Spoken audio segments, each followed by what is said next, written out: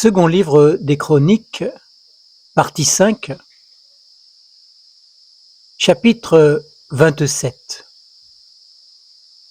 Yotam avait 25 ans lorsqu'il devint roi et il régna 16 ans à Jérusalem. Le nom de sa mère était Yerusha, fille de Tsadok. Il fit ce qui est droit aux yeux de l'Éternel, entièrement, comme avait fait son père Osias. Toutefois, il n'entra pas dans le temple de l'Éternel. De plus, le peuple se corrompait encore. C'est lui qui bâtit la porte supérieure de la maison de l'Éternel et fit beaucoup de constructions sur la muraille de l'Ophel. Il bâtit des villes dans les monts de Juda, ainsi que des forts et des citadelles dans les bois. Il fut en guerre avec les rois des Ammonites et l'emporta sur eux. Les Ammonites lui donnèrent cette année-là 100 talents d'argent, 10 000 corps de froment et 10 000 corps d'orge. Voilà ce que lui payèrent les Ammonites, ainsi que la 2e année et la 3e année. Yotam devint puissant parce qu'il affermit ses voies devant l'Éternel son Dieu. Le reste des actes de Yotam, toutes ses guerres et toutes ses entreprises, cela est écrit dans les livres des rois d'Israël et de Juda. Il avait 25 ans lorsqu'il devint roi et il régna 16 ans à Jérusalem. Yotam se coucha avec ses pères et on l'ensevelit dans la cité de David. Son fils Ahaz régna à sa place. Chapitre 28. Ahaz avait 21 ans lorsqu'il devint roi et il régna 16 ans à Jérusalem. Il ne fit pas ce qui est droit aux yeux de l'Éternel comme avait fait David son père. Il marcha dans les voies des rois d'Israël et même il fit des statues de métal fondu pour les Baals. Il brûla des parfums dans la vallée des fils de Hinnom et fit passer ses fils par le feu, suivant les horribles pratiques des nations que l'Éternel avait dépossédées devant les Israélites. Il offrait des sacrifices et des parfums sur les hauts lieux, sur toutes les collines et sous tout arbre verdoyant. L'Éternel, son Dieu, le livra entre les mains du roi de Syrie. Les Syriens le battirent et lui firent un grand nombre de prisonniers qu'ils emmenèrent à Damas. Il fut aussi livré entre les mains du roi d'Israël, qui lui fit éprouver une grande défaite. Péka, fils de Remaliahu, tua en un seul jour en Juda 120 000 hommes, tous vaillants hommes, parce qu'ils avaient abandonné l'Éternel, le Dieu de leur père. Zikri, héros d'Éphraïm, tua Maséyahu, fils du roi. Azrikam, gouverneur de la maison royale, et Elkana, lieutenant du roi. Les Israélites firent parmi leurs frères 200 000 prisonniers, femmes, fils et filles, et ils leur prirent beaucoup de butin. Ils emmenèrent le butin à Samarie. Il y avait là un prophète de l'Éternel du nom d'Oded. Il sortit au-devant de l'armée qui revenait à Samarie. Il leur dit : « Voici que dans sa fureur contre Juda, l'Éternel, le Dieu de vos pères, les a livrés entre vos mains. Et vous les avez massacrés avec une frénésie qui atteint jusqu'au ciel. Et maintenant, ces fils de Juda et de Jérusalem, vous dites que vous allez les réduire à être vos serviteurs et vos servantes. Mais vous, n'êtes-vous pas coupables envers l'Éternel, votre Dieu ? Maintenant, écoutez-moi et renvoyez chez eux ces captifs que vous avez faits parmi vos frères, car la colère ardente de l'Éternel est sur vous. » Des hommes, parmi ceux qui étaient à la tête des fils d'Éphraïm, Azariahu, fils de Yohanan, Berekiahu, fils de Meshilémoth, Ézéchias, fils de Shaloum, et Amasa, fils de Adlaï, s'élevèrent contre ceux qui revenaient de l'armée. Ils leur dirent : « Vous ne ferez pas entrer ici ces captifs, car c'est pour nous rendre coupables envers l'Éternel que vous parlez d'ajouter à nos péchés et à notre culpabilité. Nous sommes déjà bien coupables et la colère ardente de l'Éternel est sur Israël. » Les soldats abandonnèrent les captifs et le butin devant les chefs et devant toute l'assemblée. Les hommes qui furent désignés par leur nom se levèrent et prirent les captifs. Ils employèrent le butin à vêtir tous ceux qui étaient nus, ils leur donnèrent des habits et des sandales, ils les firent manger et boire, ils les pansèrent. Ils conduisirent sur des ânes tous ceux qui ne pouvaient pas marcher, et ils les menèrent à Jéricho, la ville des palmiers, auprès de leurs frères, puis ils retournèrent à Samarie. En ce temps-là, le roi Ahaz envoya demander du secours au roi d'Assyrie. Les Édomites vinrent encore, battirent Juda et emmenèrent des captifs. Les Philistins firent une invasion dans les villes de la Shéphéla et du Négueb de Juda. Ils prirent Beth-Shemesh, Ayalon, Guédéroth, Soko et ses dépendances, Timna et ses dépendances, Gimzo et ses dépendances, et ils y habitèrent. Car l'Éternel humilia Juda, à cause d'Ahaz, roi d'Israël, qui avait jeté le désordre dans Juda et s'était montré tout à fait infidèle à l'Éternel. Tigat-Pileser, roi d'Assyrie, vint contre lui, le traita en adversaire et ne le soutint pas. Car Ahaz avait dépouillé la maison de l'Éternel, la maison du roi et celle des chefs, pour faire des dons au roi d'Assyrie. Mais cela ne lui fut d'aucun secours. Pendant qu'il était dans la détresse, il continuait à être infidèle à l'Éternel, lui, le roi Ahaz. Il sacrifia au dieu de Damas qui l'avait frappé. Et il dit, puisque les dieux des rois de Syrie viennent à leur secours, je leur offrirai des sacrifices pour qu'ils viennent à mon secours. Mais ils furent l'occasion de sa chute et de celle de tout Israël. Ahaz rassembla les objets de la maison de Dieu et les mit en pièces. Il ferma les portes de la maison de l'Éternel. Il fit des autels dans tous les coins de Jérusalem, et il établit des hauts lieux dans chacune des villes de Juda pour faire brûler des parfums à d'autres dieux. Il irrita ainsi l'Éternel, le Dieu de ses pères. Le reste de ses actes et toutes ses entreprises, les premières et les dernières, cela est écrit dans le livre des rois de Juda et d'Israël. Ahaz se coucha avec ses pères et l'on l'ensevelit dans la ville de Jérusalem, car on ne le mit pas dans les tombeaux des rois d'Israël. Son fils Ézéchias régna à sa place. Chapitre 29. Ézéchias devint roi de Juda à l'âge de 25 ans et il régna 29 ans à Jérusalem. Le nom de sa mère était Abia, fille de Zacharie. Il fit ce qui est droit aux yeux de l'Éternel, en tout point, comme avait fait David son père. C'est lui qui, la première année de son règne, au premier mois, ouvrit les portes de la maison de l'Éternel et les répara.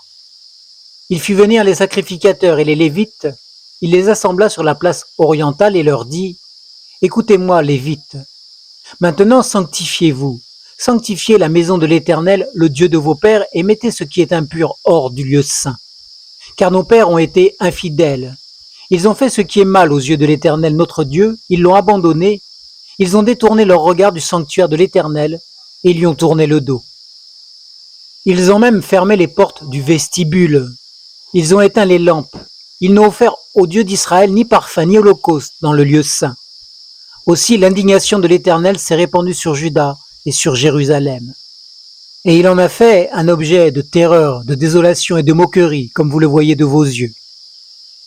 Voici que nos pères sont tombés par l'épée, et que nos fils, nos filles et nos femmes sont en captivité à cause de cela. Maintenant j'ai à cœur de conclure une alliance avec l'Éternel, le Dieu d'Israël, pour que son ardente colère se détourne de nous. Maintenant, mes fils, cessez d'être négligents, car vous avez été choisis par l'Éternel pour vous tenir devant lui, à son service, pour être ses serviteurs et pour lui offrir des parfums. Alors les Lévites se levèrent. Mahat, fils d'Amasaï, Joël, fils d'Azariaou, des fils des Kéatites, des fils de Merari, Kish, fils d'Abdi, Azariaou, fils de Yaaléel, des Gershonites, Yoa, fils de Zima, Éden, fils de Yoa, des fils d'Élitsaphan, Shimri de Yéel, des fils d'Azaph, Zacharie, Métaniaou, des fils de Éman, Yéel et Shimei, et des fils de Yédoutoun, Shemeia et Ouziel. Ils assemblèrent leurs frères et après s'être sanctifiés, ils vinrent purifier la maison de l'Éternel selon l'ordre du roi et d'après les paroles de l'Éternel. Les sacrificateurs entrèrent dans l'intérieur de la maison de l'Éternel pour la purifier. Ils sortirent toutes les impuretés qu'ils trouvèrent dans le temple de l'Éternel jusque dans le parvis de la maison de l'Éternel, où les Lévites les reçurent pour les emporter dehors dans le ravin du Cédron. Ils commencèrent à sanctifier le temple le premier mois, le 8e jour du mois. Ils entrèrent dans le vestibule de l'Éternel et mirent 8 jours à sanctifier la maison de l'Éternel. Le 16e jour du premier mois, ils avaient achevé.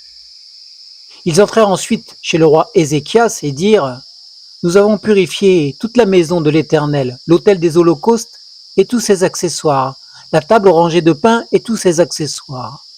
Nous avons remis en état et sanctifié tous les objets que le roi Ahaz, dans son infidélité, avait profanés pendant son règne. Ils sont devant l'autel de l'Éternel. Le roi Ézéchias se leva de bon matin, assembla les chefs de la ville et monta à la maison de l'Éternel. On amena en sacrifice pour le péché 7 taureaux, 7 béliers, 7 agneaux et 7 boucs pour la royauté, pour le sanctuaire et pour Juda. Le roi dit aux sacrificateurs, fils d'Aaron, de les offrir sur l'autel de l'Éternel. Les sacrificateurs égorgèrent le gros bétail, reçurent le sang et firent l'aspersion sur l'autel. Ils égorgèrent les béliers et firent l'aspersion du sang sur l'autel. Ils égorgèrent les agneaux et firent l'aspersion du sang sur l'autel. On fit ensuite approcher les boucs pour le péché devant le roi et devant l'assemblée, qui posèrent leurs mains sur eux. Les sacrificateurs les égorgèrent et mirent le sang sur l'autel en sacrifice pour le péché, comme expiation pour tout Israël. Car le roi avait dit que l'holocauste et le sacrifice pour le péché seraient pour Israël. Il fit placer les Lévites dans la maison de l'Éternel avec des cymbales, des luttes et des harpes, selon l'ordre de David, de Gad, le voyant du roi, et du prophète Nathan. Car c'était un ordre de l'Éternel transmis par l'intermédiaire de ses prophètes. Les Lévites prirent place avec les instruments de David et les sacrificateurs avec les trompettes. Ézéchias dit qu'on offre l'holocauste sur l'autel, et au moment où il commença l'holocauste, commença le chant de l'Éternel, avec les trompettes et l'accompagnement des instruments de David, roi d'Israël. Toute l'assemblée se prosterna, on chanta le cantique et l'on sonna des trompettes, le tout jusqu'à ce que l'holocauste fût achevé. Quand on eut achevé d'offrir l'holocauste, le roi et tous ceux qui étaient avec lui s'inclinèrent et se prosternèrent. Puis le roi Ézéchias et les ministres dirent aux Lévites de louer l'Éternel avec les paroles de David et du voyant Asaph. Ils le louèrent avec des transports de joie, ils se courbèrent et se prosternèrent. Ézéchias prit alors la parole et dit : « Maintenant que vous avez été investis pour l'Éternel, approchez-vous, amenez des victimes et offrez des sacrifices de reconnaissance à la maison de l'Éternel. » L'assemblée amena des victimes et offrit des sacrifices de louange. Et tous ceux dont le cœur était généreux offrirent des holocaustes. Le nombre des holocaustes amenés par l'assemblée fut de 70 têtes de gros bétail, 100 béliers et 200 agneaux, et tout cela en holocauste à l'Éternel. L'on consacra encore 600 têtes de gros bétail, 3000 têtes de petits bétail. Mais les sacrificateurs étaient en petit nombre et ne purent dépouiller tous les holocaustes. Leurs frères, les Lévites, les aidèrent jusqu'à ce que l'ouvrage soit fini et jusqu'à ce que les autres sacrificateurs se soient sanctifiés. Car les Lévites avaient eu plus à cœur de se sanctifier que les sacrificateurs. Il y avait en effet beaucoup d'holocaustes, avec les graisses des sacrifices de communion et avec les libations des holocaustes. Ainsi fut rétabli le culte de la maison de l'Éternel. Ézéchias et tout le peuple se réjouirent de ce que Dieu avait tout préparé pour le peuple, car l'événement eut lieu subitement. Chapitre 30. Ézéchias envoya des messagers dans tout Israël et Juda. Il avait en effet également écrit des lettres à Éphraïm et à Manassé, pour qu'ils viennent à la maison de l'Éternel à Jérusalem célébrer la Pâque en l'honneur de l'Éternel, le Dieu d'Israël. Le roi, ses ministres et toute l'assemblée avaient tenu conseil à Jérusalem afin de célébrer la Pâque au second mois. Car ils ne pouvaient la célébrer en son temps, parce que les sacrificateurs ne s'étaient pas sanctifiés en assez grand nombre et que le peuple n'était pas rassemblé à Jérusalem. La chose ayant eu l'approbation du roi et de toute l'assemblée, ils décidèrent de faire une annonce dans tout Israël, depuis Beersheba jusqu'à Dan, pour que l'on vienne à Jérusalem célébrer la Pâque en l'honneur de l'Éternel, le Dieu d'Israël. Car elle n'était plus célébrée par la multitude comme il est écrit. Les coureurs allèrent avec les lettres du roi et ses ministres dans tout Israël et Juda. D'après l'ordre du roi, ils dirent : « Fils d'Israël, revenez à l'Éternel, le Dieu d'Abraham, d'Isaac et d'Israël, afin qu'il revienne à vous, reste échappé de la main des rois d'Assyrie. Ne soyez pas comme vos pères et comme vos frères qui ont été infidèles à l'Éternel, le Dieu de leur père, et qui les a livrés à la désolation comme vous le voyez. À présent, ne raidissez donc pas votre nuque comme vos pères, donnez la main à l'Éternel, venez à son sanctuaire, qu'il a sanctifié pour toujours, et servez l'Éternel votre Dieu pour que sa colère ardente se détourne de vous. Si vous revenez à l'Éternel, vos frères et vos fils trouveront de la compassion auprès de ceux qui les ont emmenés captifs, et ils reviendront dans ce pays. car l'Éternel votre Dieu fait grâce, il est compatissant et ne détourne pas sa face de vous si vous revenez à lui. Les coureurs passèrent ainsi de ville en ville dans le pays d'Éphraïm et de Manassé et jusqu'à Zabulon, mais on riait à leur sujet et l'on se moquait d'eux. Cependant quelques hommes d'Azer, de Manassé, de Zabulon s'humilièrent et vinrent à Jérusalem. En Juda aussi, la main de Dieu agit pour leur donner un même cœur et leur faire exécuter l'ordre du roi et des ministres selon la parole de l'Éternel. Un peuple nombreux se réunit à Jérusalem pour célébrer la fête des pains sans levain au second mois. Ce fut une immense assemblée. Ils se levèrent et ils supprimèrent les autels qui étaient dans Jérusalem et ils supprimèrent tous les brûle-parfums en les jetant dans le ravin du Cédron. Ils immolèrent ensuite la Pâque le 14 du second mois. Les sacrificateurs et les Lévites, saisis de confusion, s'étaient sanctifiés. Ils offrirent des holocaustes dans la maison de l'Éternel. Ils occupaient leur place ordinaire conformément à la loi de Moïse, homme de Dieu, et les sacrificateurs faisaient l'aspersion du sang qu'ils recevaient de la main des Lévites. Comme il y avait dans l'assemblée beaucoup de gens qui ne s'étaient pas sanctifiés, les Lévites se chargèrent d'immoler les victimes de la Pâque pour tous ceux qui n'étaient pas purs, afin de les consacrer à l'Éternel. Car une grande partie du peuple, beaucoup de ceux d'Éphraïm, de Manassé, d'Issachar et de Zabulon, ne s'étaient pas purifiés. Ils mangèrent la Pâque sans se conformer à ce qui est écrit. C'est pourquoi Ézéchias pria pour eux en disant « Que l'Éternel qui est bon pardonne. À tous ceux qui ont appliqué leur cœur à chercher Dieu, l'Éternel, le Dieu de leur père, sans avoir pratiqué la sainte purification. » L'Éternel écouta Ézéchias et il épargna le peuple. Ainsi, les Israélites qui se trouvèrent à Jérusalem célébrèrent la fête des pains sans levain pendant 7 jours avec une grande joie. Chaque jour, les Lévites et les sacrificateurs louaient l'Éternel de toute la force de leur instrument en son honneur. Ézéchias parla au cœur de tous les Lévites qui montraient beaucoup de discernement à l'égard de l'Éternel. Ils mangèrent les victimes pendant 7 jours, offrant des sacrifices de communion et célébrant l'Éternel, le Dieu de leur père. Toute l'assemblée fut d'avis de célébrer 7 autres jours, et ils célébrèrent 7 jours avec joie.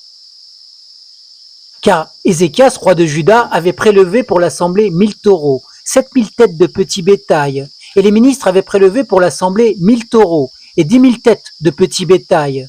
Des sacrificateurs en grand nombre s'étaient sanctifiés. Toute l'assemblée de Juda, les sacrificateurs et les Lévites, tout le peuple venu d'Israël et les immigrants venus du pays d'Israël ou établis en Juda se livrèrent à la joie. Il y eut une grande joie à Jérusalem. Depuis le temps de Salomon, fils de David, roi d'Israël, rien de semblable n'avait eu lieu à Jérusalem. Les sacrificateurs et les Lévites se levèrent et bénirent le peuple. Leur voix fut entendue et leur prière parvint jusqu'à la sainte demeure de l'Éternel dans les cieux. Chapitre 31. Lorsque tout cela fut terminé, tous ceux d'Israël qui s'étaient présentés partirent pour les villes de Juda, et ils brisèrent les stèles, abattirent les poteaux d'Achéra et renversèrent entièrement les hauts lieux et les autels de tout Juda et Benjamin, ainsi que dans Éphraïm et Manassé. Puis tous les Israélites retournèrent dans leur ville, chacun dans sa propriété.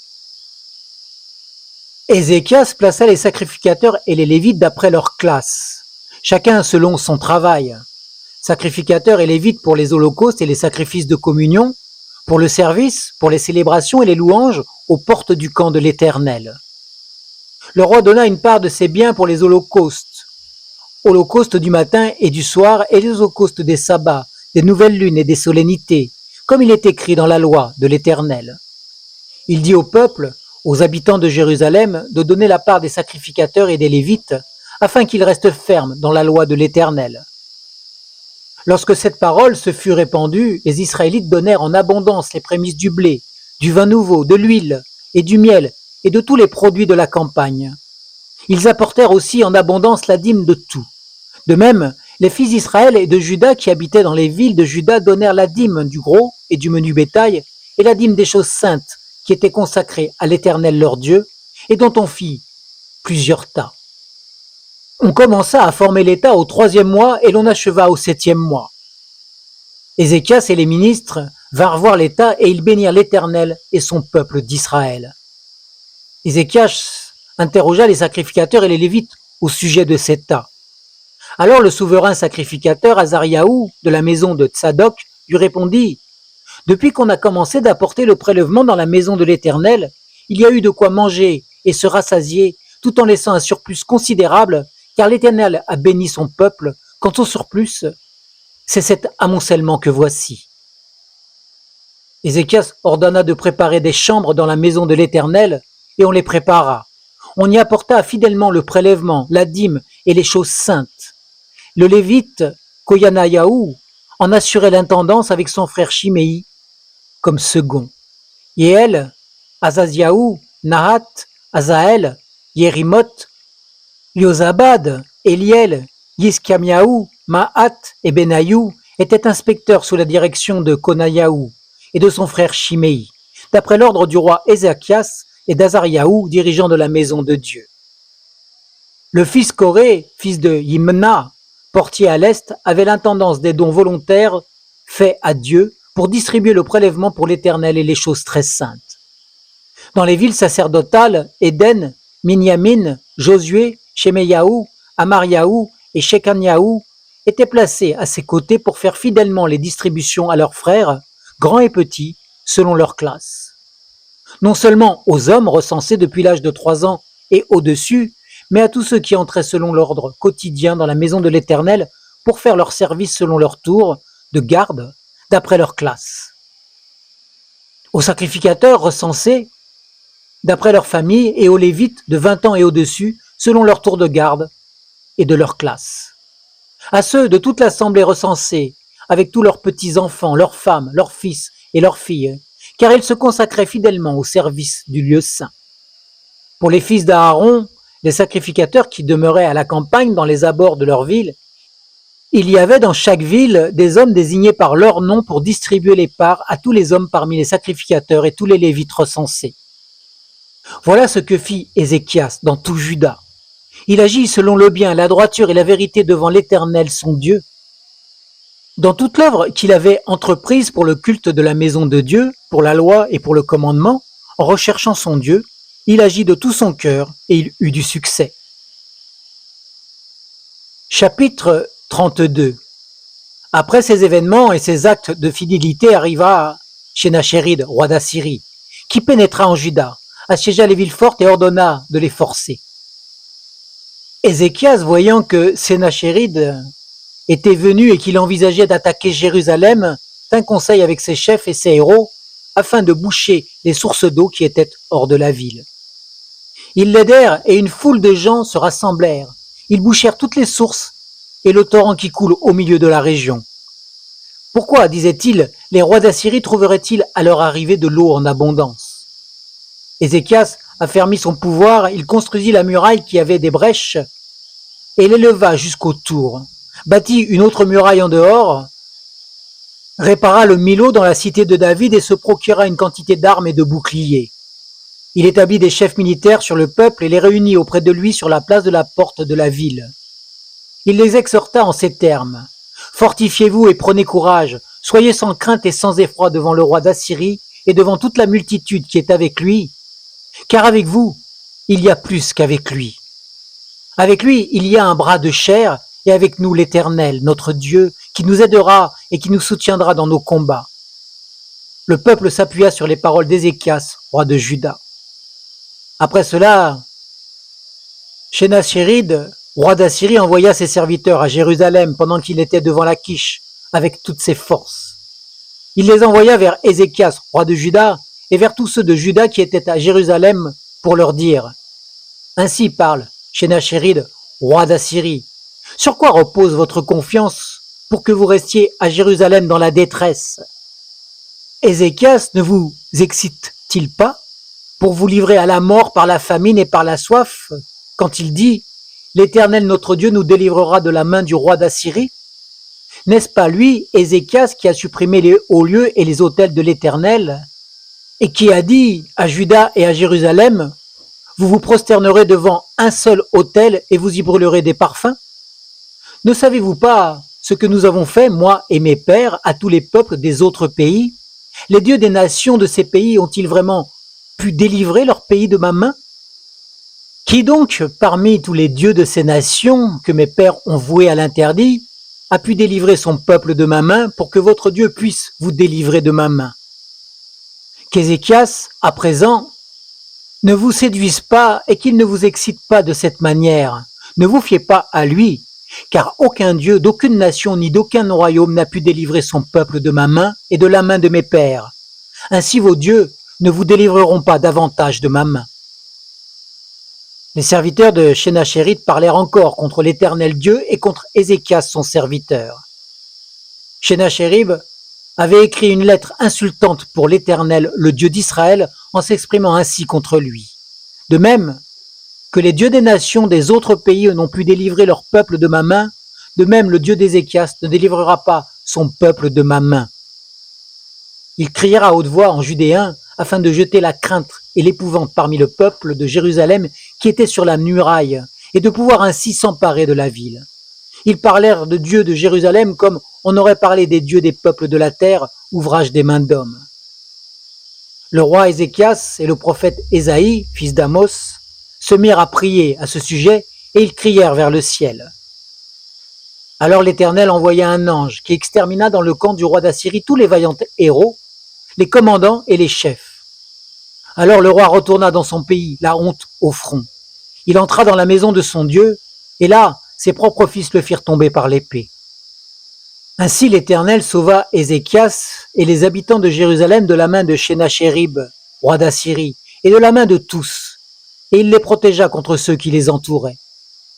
Beaucoup de gens apportèrent dans Jérusalem des offrandes à l'Éternel et des largesses pour Ézéchias, roi de Juda, qui depuis lors fut élevé aux yeux de toutes les nations.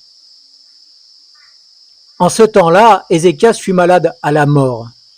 Il fit une prière à l'Éternel et l'Éternel lui adressa la parole et lui accorda un prodige. Mais Ézéchias ne répondit pas aux bienfaits qu'il avait reçus, car son cœur devint arrogant, et l'indignation de l'Éternel fut sur lui ainsi que sur Juda et Jérusalem. Alors Ézéchias, en dépit de l'arrogance de son cœur, s'humilia avec les habitants de Jérusalem, et l'indignation de l'Éternel ne vint pas sur eux pendant la vie d'Ézéchias. Ézéchias eut beaucoup de richesses et de gloire. Il se procura des trésors d'argent, d'or, de pierres précieuses, d'aromates, de boucliers et de tous les objets de valeur, des entrepôts pour les produits en blé, en vin nouveau et en huile, des crèches pour toutes les espèces de bétail et des troupeaux pour les étables. Il se fit des villes et il eut en abondance des troupeaux de petits et de gros bétail, car Dieu lui avait donné des biens très considérables. Ce fut aussi lui, Ézéchias, qui boucha la sortie supérieure des eaux de Gihon et les dirigea en bas vers l'ouest de la cité de David. Ézéchias réussit dans toutes ses entreprises. Cependant, dans l'affaire des porte-paroles des ministres de Babylone qui lui avaient été envoyés pour s'informer du prodige qui avait eu lieu dans le pays, Dieu l'abandonna pour l'éprouver, afin de connaître tout ce qui était dans son cœur.